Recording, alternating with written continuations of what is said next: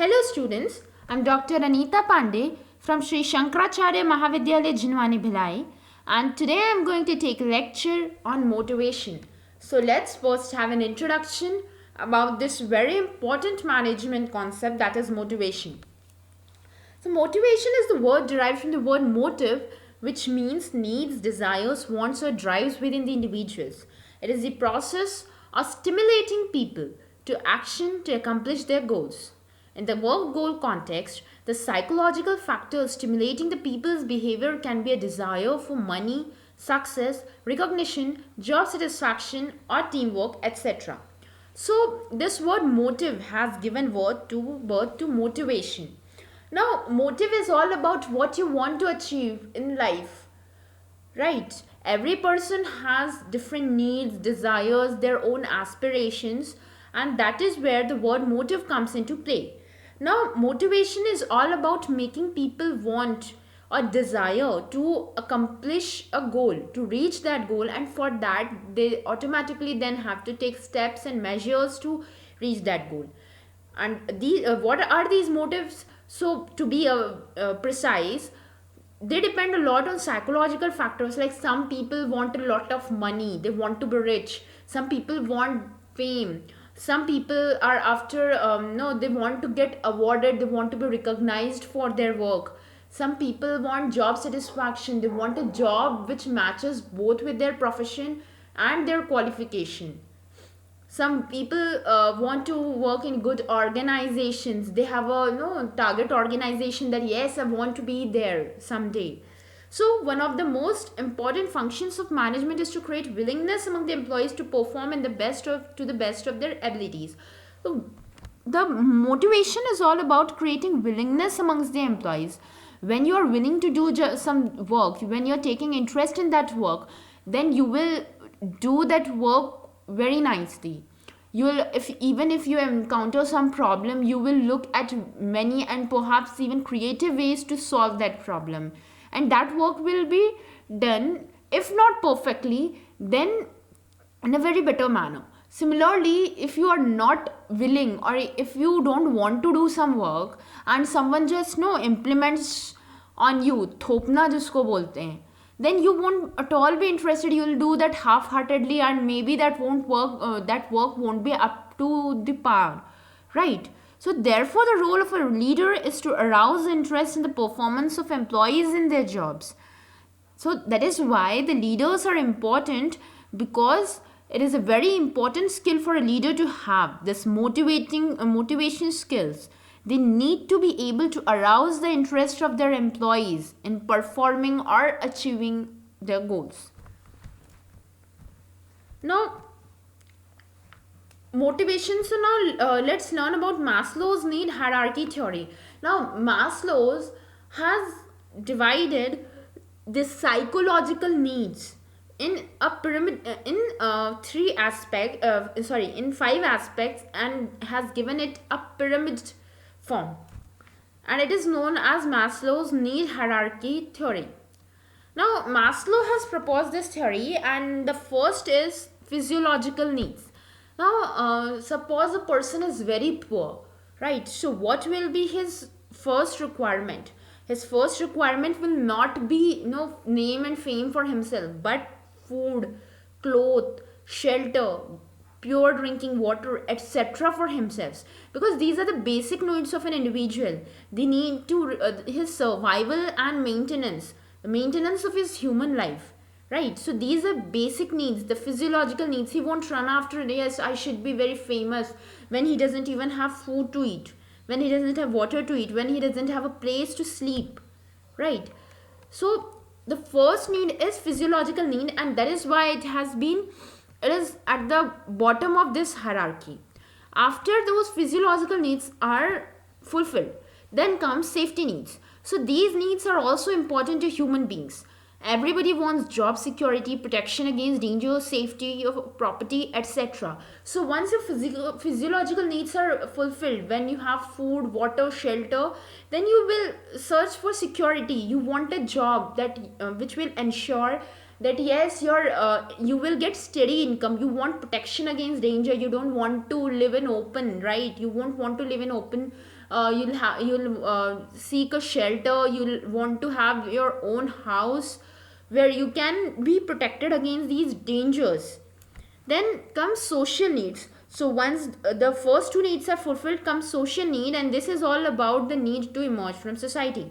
Man is a social animal, and these needs, so therefore these needs become important. No, nobody can survive in isolation. There are many psychological syndromes like cabin fever. If you shut a person inside a room, no matter how luxurious it is, he or she will develop cabin fever, which is a psychological syndrome. They will, if once they are released, they'll fear stepping out of that room. They'll fear the uncertainty, right? So there are many psychological issues. There are conditions which develop if a person gets totally isolated.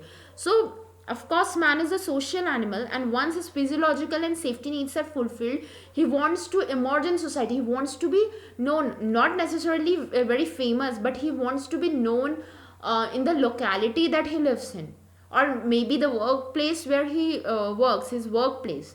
He wants to be recognized. He wants his peers to know and respect him. And that is where these bonds of love, affection, belongingness, friendship, conversation, etc. develops. Then comes esteem needs. So these needs relate to desire for self-respect and recognition and respect from others. So this is where once you are recognized in the society, ultimately you want your peers or the people around you to respect you, and which boosts your self-respect. Then comes self-actualization needs. These are the needs of the highest order. That is why they have been put at the very top, right? Self-actualization needs are the needs of the highest order, and these needs are found in those person whose previous four needs are satisfied. This will include need for social service, meditation, etc.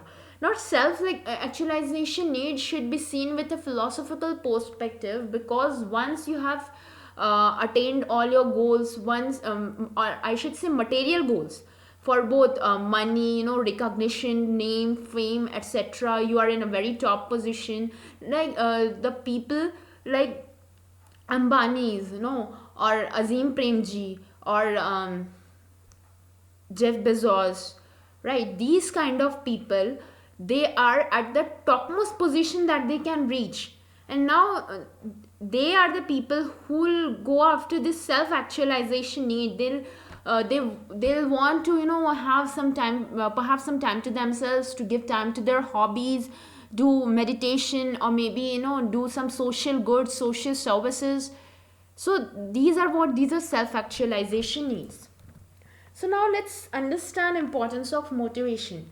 So motivation puts human resources into action. Every concern requires physical, financial, and human resources to accomplish the goals, which we learn about in the lecture of management. So it is through motivation that the human resources can be utilized by making full use of it. This can be done by building willingness in employees to work. This will help the enterprise in securing best possible utilization of resources. Now, when a workforce is motivated, when a workforce is eager and willing to learn and better their organization, they will do fantastic work. Of course, there will be mistakes. It is in human nature to err, but they won't be gargantuan, or it won't be like they have been born out of carelessness, right? So motivation is what puts human resources or human beings into action. They go after their goals, they work better, they work longer or more efficiently to reach that goal. Now, second is improves level of efficiency of employees. So the level of a subordinate or an employee does not depend upon his qualifications and abilities. For getting best of his work performance, the gap between ability and willingness has to be filled, which helps in improving the level of performance of subordinates. Now, there are many people who are too genius or who may be brilliant, but they're not willing to do a work. They are not willing, or no, they are not that much interested or invested in doing whatever they are employed to do.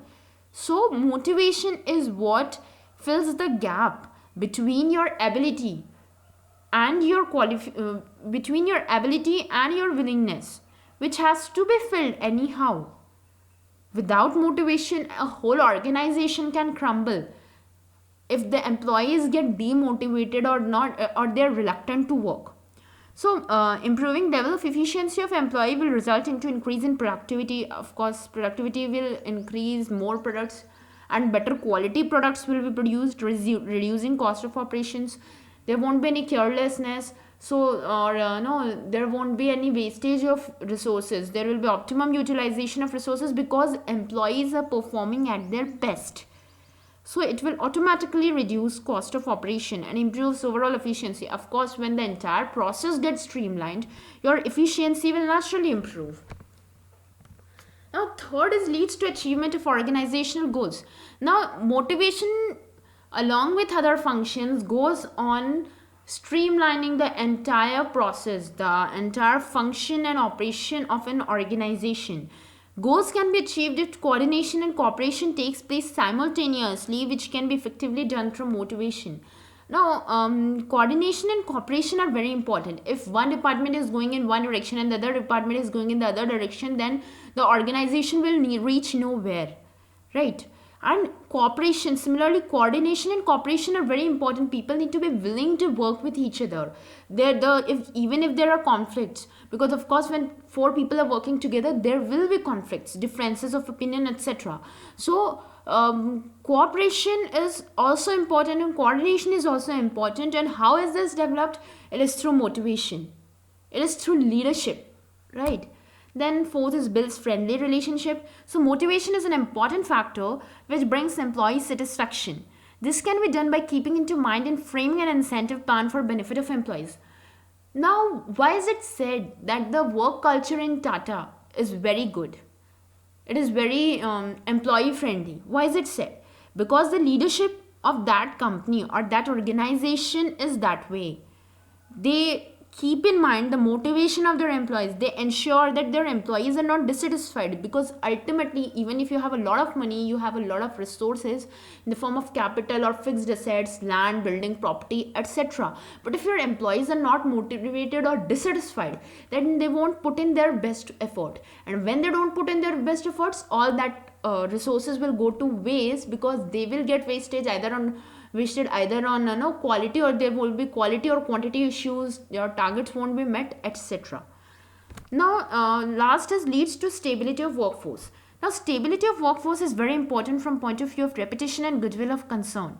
The employees can remain loyal to the enterprise only when they have a feeling of participation in the management. The skills and efficiency of employees will always be of good advantage to employees as well as employer. This will lead to good public image in the market, which will attract competent and qualified people into a concern. Now, any organization wants competent, skilled, qualified person to work for them. They don't want mediocrity or mediocre people to work for them, right? So, if they want that level of people to work for them, then they need to also have such a work culture, such a work environment, and no scheme of incentives, salary, remuneration, etc., that their employees will feel motivated to work for them. This will in turn increase the reputation and goodwill of a concern. The employees will remain loyal to that organization, and the attrition rate of leavers or employees won't be high. People won't frequently leave that organization. That is why exit interviews are also conducted, because in case if an employee is leaving because of bad work culture, or maybe there is some person in senior management who has been harassing them, or due to some conflict which has not been resolved or even seen to by the immediate management, so those will be pointed out, and that is why exit interviews are conducted. And until and unless these employees have a feeling of participation in the management, they feel like that yes, this organization is mine, what I am contributing to this organization matters, and in turn this organization values me, then only that employee will feel a sense of ownership, will work very efficiently and try to give his best efforts, right? Now let us look at these incentives. So incentive is an act or promise for greater action. It is also called as a stimulus to greater action. Incentives are something which are given in addition to wages. It means additional remuneration or benefit to an employee in recognition of achievement or better work. Now stimulus is a trigger. So incentives trigger greater action, greater efficiency, greater productivity, etc. And incentive can take any form, be it additional remuneration, bonus, wages, increase in no increments. Like some companies decide the percent of bonus of their employees or annual increments of their employees on the basis of their performance appraisal. So if you are a very good employee, you'll get higher incentive. But if you are an average employee, you'll get lower incentive. And that way, an average employee will be motivated to work better to get awarded with that higher incentive. And the employee with higher incentive will work further better because he has been appreciated, and he will also aspire for maybe a higher position or more incentive.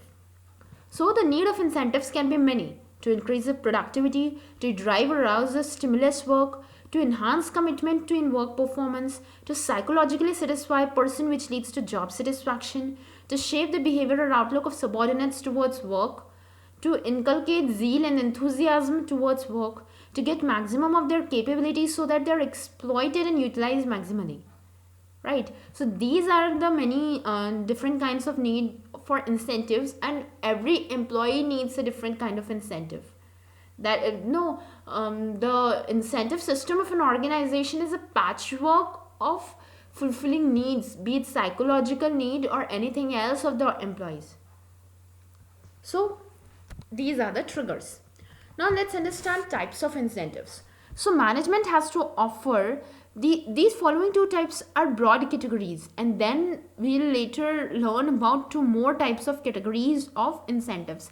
That is, these incentives can be classified into two categories, and these two categories have further subclassifications. So first is monetary incentives. Those incentives which satisfy the subordinates by providing them rewards in terms of rupees. Money has been recognized as a chief source of satisfying the needs of people. It is also helpful to satisfy the social needs by possessing various material items. Therefore, money not only satisfies psychological need but also the security and social needs. So, everyone needs money. To survive in this world, you need money. So, money is a very powerful factor, a very powerful incentive to drive people to work. So, management utilize this source to make their people work. It is also helpful to satisfy social needs of people. That Maslow's theory, at every stage, somewhere, somehow, money, especially in the first three stages, your money works. Your money is what fulfills those needs. Then second is non-monetary incentives. So besides monetary incentives, there are certain non-financial incentives which can satisfy ego and self-actualization needs of employees. Now imagine a situation that you are being paid rupees 1 lakh for a job. You are very satisfied with the money that you are getting. But suppose your boss is a very rude and rigid person, and he frequently insults you. He frequently insults your other peers in front of other people, right? So you won't be satisfied. Your ego will be hurt. You'll feel hurt, and that is why non-monetary incentives have also been considered a very important incentives, because money is not everything. You leave that job. You'll perhaps if your need for money is not that great, you'll immediately abandon that job because nobody wants to insulted every time. So, the incentives which cannot be measured in terms of money are under the category of non-monetary incentives. Whenever a manager has to satisfy the psychological need of subordinates, he makes use of non-financial incentives. Now, in the same example, if you imagine a situation where you are being paid well, and no, your manager is strict, but he is also a good-natured fellow, and he appreciates if you are doing a good job. Now then you'll feel motivated about it.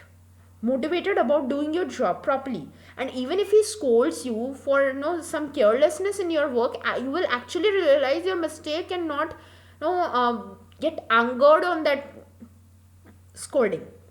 So let's understand the various types of non-financial incentives. So first is security of service. So job security is an incentive which provides great motivation to employees. If his job is secured, he'll put maximum effort to achieve the objective of the enterprise. This also helps since he's very far off from the mental tension and he can give his best to the enterprise.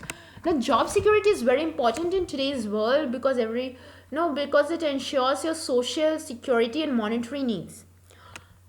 If your company is about to be wound up, or some court cases, long drawn court cases going on which you believe may hamper the financial condition of your company, if the decision comes against you or your company, right? So what is that? You won't feel job security, and that will be an added burden, a tension to you. That will add to your stress. So that is why this type of incentive in those people who work in financially stable companies like Reliance, or even in banking systems like SBI, SBI, those people who are working government jobs, they have this social security, they have their job security, and that is why they are stress free. Now, praise or recognition. The praise or recognition is another non-financial incentive which satisfies the ego needs of the employees. Sometimes praise becomes more effective than any other incentive, and that includes monetary incentive. In the example we discussed earlier, if suppose you are only getting rupees 50,000, right? So you feel that you should get more, but your organization is such and its work culture is such that you are experiencing tremendous growth on your career point of view. Your managers and colleagues are very good. You are appreciated and rewarded by your management or the top management. You are recognized by them for your efforts. Nobody takes credit, or your manager especially doesn't take credit for your hard work or your work. So what is that? Sometimes that becomes more important that monetary incentive or your dissatisfaction with your monetary incentive. You'll still exist for continue with that organization for a long period of time. On the other hand, if you're getting truckload of money but you are getting insulted, you're working, the credit for your work is being stolen, your top management is quite rude, your supervisor is rude, they scold you, insult you, you'll probably leave that organization as soon as you're able and get other better opportunities. Then comes suggestion scheme. So organizations should look forward to taking suggestions and inviting suggestion scheme from the subordinates. This inculcates a spirit of participation in the employees. This can be done by publishing various articles written by employees to improve work environment, which can be published in various magazines of the company. Now, why is this? So organizations nowadays recognize that employees are also very important stakeholders in their company. Why is it so? Because a subordinate or an entry level worker or the people who are doing day to day job are nearer to the problems that they are facing or the company is facing. They recognize it, and that is why they are in a better position to come up with a solution. People sitting at top management or even at middle management, they may not be able to connect with that problem that easily, or may not be able to understand practical difficulties in implementing the solutions that they have suggested. That is why taking suggestion from employees, ordinary workers, is very important, and companies are nowadays inviting their workers. They even reward those workers whose suggestions turn out to be quite good and improve productivity. So what does this do? This makes the worker think that yes, I'm also a very important and recognized and appreciated part of my organization, that my contributions are being recognized and I'm getting rewarded for that, and he'll feel a sense of ownership, a sense of solidarity with the company, and he'll work harder. Now next is job enrichment. So job enrichment is another monetary incentive in which the job of a worker can be enriched. This can be done by increasing his responsibilities, giving him an important designation, and increasing the content and nature of the work. This way, efficient worker can get challenging jobs in which they can prove their worth. This also helps the greatest motivation of the efficient employees. Now, job enrichment is about that, of course, if if a person is a lazy employee or a lazy person in nature, then he won't be bothered by this. But people in general, especially during their youth, or even I shouldn't say like that, because even older generation, those people who are competitive, those who want to learn, those who desire to learn further, have different challenging, challenging jobs, so they don't like getting stagnated. They won't like it. If they have a similar job profile and they have gotten into a very comfortable zone with it, they'll ultimately leave that job because they want to get challenged. They want to learn newer things, newer responsibilities, newer skills. And this only comes if you move out of your comfort zone. So, job enrichment is another type of incentive. If the company increases your responsibility, changes your profile, no, so an efficient worker will like that. He'll try to prove his worth. It also, therefore, provides a very great motivation for the efficient employees. Now, then, promotion opportunities. So, promotion is an effective tool to increase the spirit to work in a concern. If the employees are provided opportunities for their advancement and growth, they feel satisfied and contented, and they become more committed to the organization. So, suppose if you are stuck in a dead end job for 5 years and you are not getting any promotion, then of course you'll try to get out of that job. You'll search for newer and different avenues where you'll be in a better position both financially and both the skill and job wise, right? So any employee looks for promotion, any employee works for promotion, which is why it is a very effective tool to increase the spirit to work in a concern. Now let us look at other type of category, in which other two classification in which this incentives can be divided other than monetary and non-monetary incentives. So first is positive incentive. So positive incentives are those incentives which provide a positive assurance for fulfilling the needs and wants.